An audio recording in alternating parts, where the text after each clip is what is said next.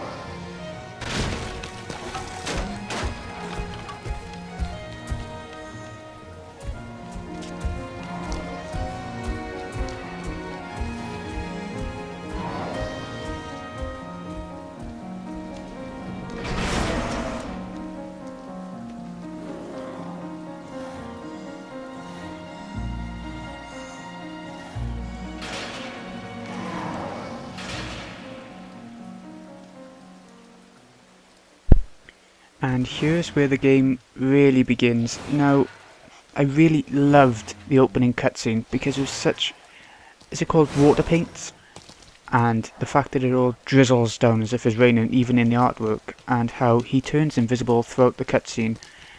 And the fact that he's sort of chasing after the girl sort of reminds me of Silent Hill a little bit. I don't want this Let's Play, by the way, to be one with a load of commentary. I only want to be talking when I can think of something to say, so I'll be quiet for the rest of the time so that you can enjoy the music and everything else. This is the point where you realise it's going to be a bit of a platformy game, and that it's not going to be completely actiony. It's going to be quite a subtle, quiet game, I think. Now, I haven't completed the game or anything yet, not even close, but you can already tell that.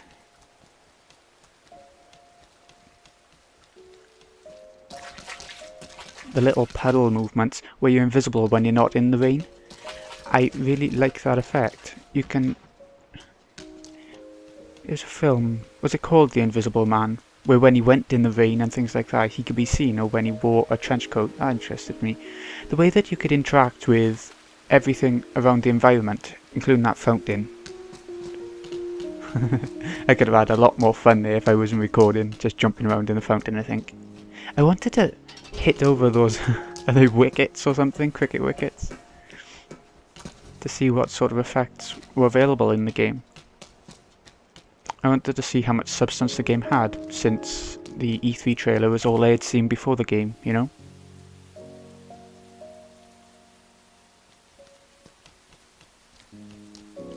I love the music in this game, the Frenchness of it.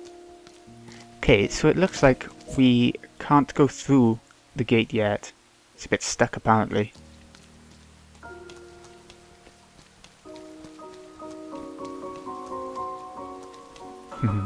Here come the enemies of the game. I really like how they've done it. They can only see you if you're out in the rain or you make any splashing noises in puddles or something. So you gotta try and run away and be stealthy a lot of the time. As soon as we make it to the end by there, they can't see us anymore, and that's what I'm talking about.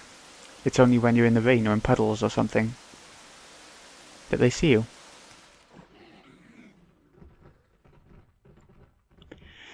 And what you got to realise now is that they broke open a gate to get to you.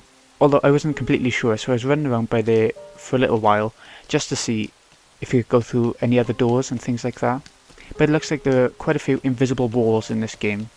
That's not a bad thing as such, but you know, they're there if you don't like them. The other character is always fun. I found it fun all the way through this episode trying to chase after her. Even though there's no real reward that you can see from finding her, other than the fact that you won't be the only person who's invisible and alone, you know? I wasn't quite sure which way to go by here. There wasn't any signal or anything, so yeah, I went a couple of different ways. I was a bit scared to go down, because that enemy is obviously... Well, I haven't seen a death scene yet, so you don't quite know what's coming yet in terms of danger, what the enemies can do. Alright, we are indicated here to try and stay out of the rain and sneak past them. And just as I was saying there wasn't going to be a death, or there hadn't been a death yet, there we go. That's exactly what happens and how you die. You get hit once and down you go. So, the good thing is that there's plenty of checkpoints throughout the game to get you through as easily and with as little tedium as possible.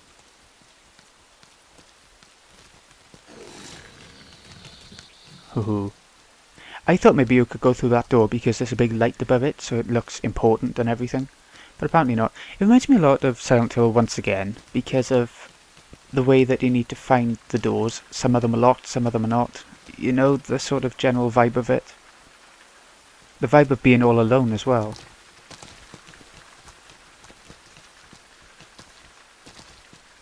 Yeah.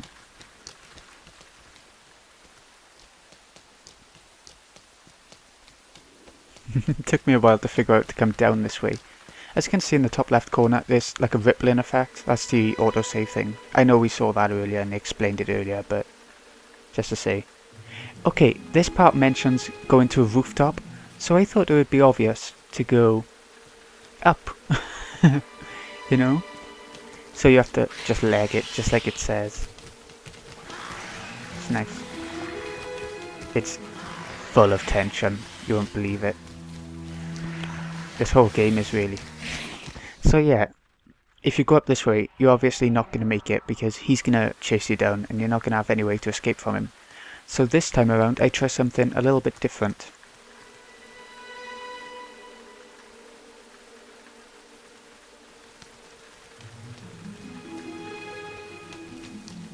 Of course, you have to run. If you just walk, he'll still notice you're there, so, you know, there's no other way to do it really.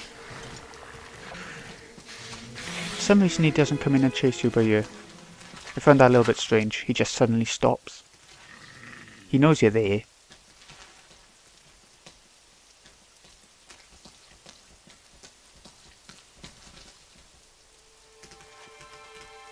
Right, this is just explaining how enemies can go invisible as well, not just you. So you've got to look out for footprints and little things like that.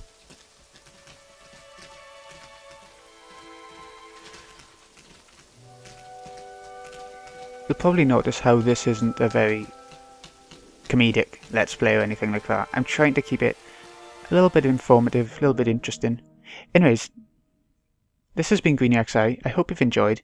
I'll see you again in the next episode when we find out a little bit more about the game and try and find that girl. See you in a bit.